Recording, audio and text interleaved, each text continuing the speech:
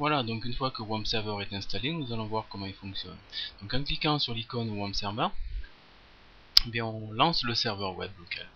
Dans la barre des tâches en bas à droite, l'icône passe du rouge à l'orangé au vert, ce qui veut dire que WAMP Server fonctionne. En faisant un clic gauche sur l'icône et en cliquant sur localhost, eh bien, on va ouvrir une page internet avec un navigateur dont l'adresse là-haut est localhost. Cette page, c'est la page du web local qui récapitule les informations techniques sur le serveur. Au passage, d'ailleurs, on vérifie bien que la version de PHP, c'est celle que l'on a installée, qui fonctionne, la 5.2.2. On aura aussi dans cette page l'opportunité d'aller sur des outils comme PHPMyAdmin par exemple pour créer des bases de données. Sur cet onglet projet, eh bien, apparaîtront l'ensemble des logiciels web que nous ferons fonctionner. Ce sera l'occasion de notre prochaine vidéo. Ce qui est important de noter ici, c'est que pour atteindre cette page et pour être sur le web local, eh bien, on va taper devant chaque adresse localhost.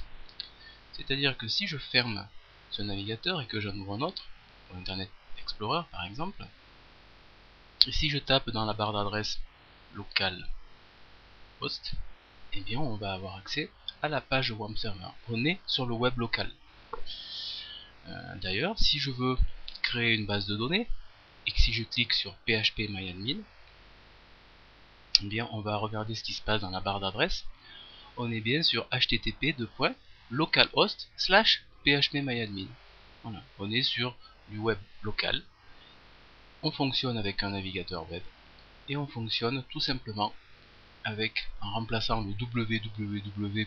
L'adresse par localhost. Je vais fermer cette page PHPMyAdmin. Ça fonctionne bien sûr avec l'ensemble du navigateur. Si j'ouvre le navigateur Chrome, par exemple, donc je vais sur notre onglet, on est d'accord, si on tape localhost, eh bien on va avoir accès à la page de WAMP Server. Ce qui est intéressant bien sûr, c'est de permettre aux autres ordinateurs du réseau de se connecter à cette page. Puisque je vous rappelle que dans mes projets ici, vos projets, bien, il y aura l'ensemble des sites web que l'on voudra utiliser.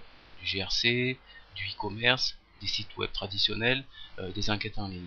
De façon à ce que tous les ordinateurs du réseau puissent se connecter à ce serveur web, WAMP Server, qui fait office d'internet.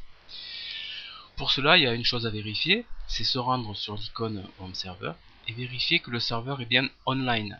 C'est le cas ici. Si je fais un clic gauche sur l'icône, je vois qu'ici j'ai la possibilité de le mettre offline ou online. Offline, c'est-à-dire que uniquement le poste sur lequel est installé WAMP Server pourra se connecter au localhost.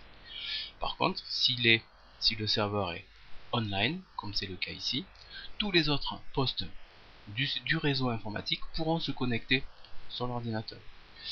Alors bien sûr, pour se connecter sur l'ordinateur, ils ne pourront pas taper localhost, il va falloir qu'ils tapent le nom de l'ordinateur sur lequel est installé WAMP Server.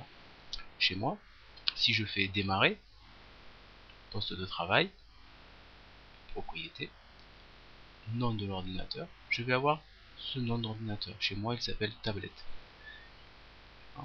Donc si je tape, je vais ouvrir un autre onglet, si je tape tablette, pour moi il n'y a rien qui change. Bien, on tombe toujours sur cette page de WAMP Server. Vous pouvez faire l'essai chez vous. Si vous avez plusieurs ordinateurs connectés à internet via une box, il y a de grandes chances que si vous tapez sur un autre ordinateur le nom de votre ordinateur dans la barre d'adresse, et bien vous allez tomber sur la page de WAMP Server. Voilà, donc on récapitule. Quand on est sur le poste, pour atteindre WAMP Server, on peut taper localhost. Si c'est d'un autre ordinateur, eh bien on va taper le nom du PC. Voilà. La prochaine vidéo, on verra comment installer des logiciels de SAS, c'est-à-dire en ligne, et qui apparaîtront dans vos projets ici.